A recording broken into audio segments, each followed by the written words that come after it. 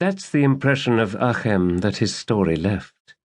Although he had dedicated the greater part of his early life to studying and teaching the goddess's moral, as was his duty, during his later years, Maz Achem had changed drastically.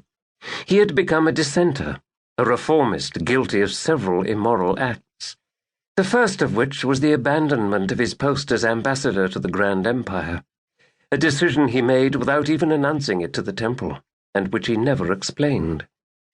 Upon his return to Ith, he seeded disorder in several gatherings of Imaz, going as far as to persecute the great priests in their own temples.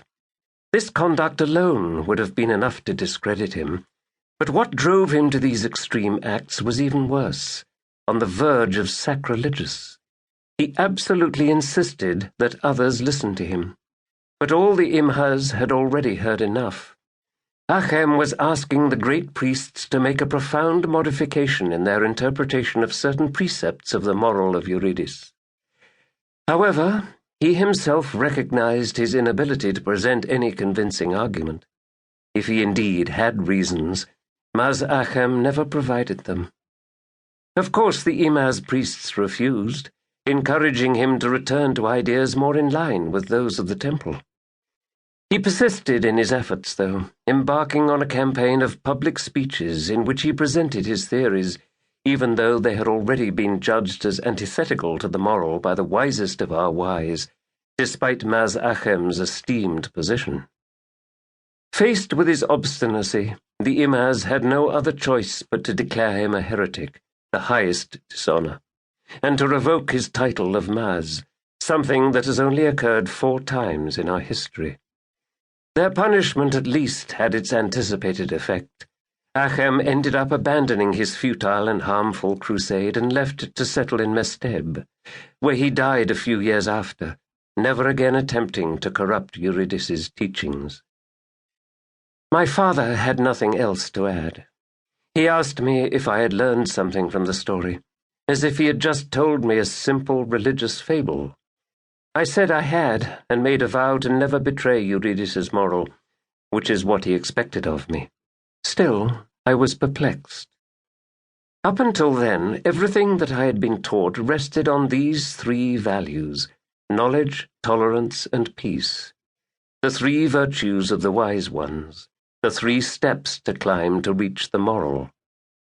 During my ancestors' era, hadn't the Imaz disregarded one of the first 2? Weren't Achem's ideas as a Maz and high figure of the temple worthy of interest? I immediately regretted this disrespectful thought and tried hard to forget it, unsuccessfully. By following my curiosity, I disturbed peace, but in turning a blind eye to my doubts, I insulted knowledge and tolerance. Why had Maz Achem been silenced? I decided to find out. Braced against the open sea off the Laurelian coast, only a few leagues from a nearly nameless village, there is a small uninhabited island. An island like the dozens of others that dot the Median Sea with barren beaches, rocky landscapes, and shorelines made jagged by untiring waves. An island that is only recorded by the occasional eccentric or overly meticulous cartographer as a simple speck on a few rare pieces of parchment, which, after time, could easily be confused for an indiscernible smudge. However, this island, ignored by most men, fascinated a handful. Among them was the judge Zamarine, the secret spiritual chief of the Laurelian messengers, and even more secretly, the uncontested master of all the Zuïa priests in the upper kingdoms. "How much longer?" Zamarine asked the captain. The captain, an old fisherman, jumped. It was the first time the judge had spoken to him. Up to that point, he had only dealt with the youngest Zuïa, the judge's footman, no doubt. While the fisherman got along just fine with the younger one, the judge seemed difficult. Worse, his cold, scornful stare was impossible to hold. 2 centidays, maybe. Long enough for the dawn to clear," he answered nervously. "With this headwind, I can't do better than that." "That is much too long." The fisherman didn't know how to respond.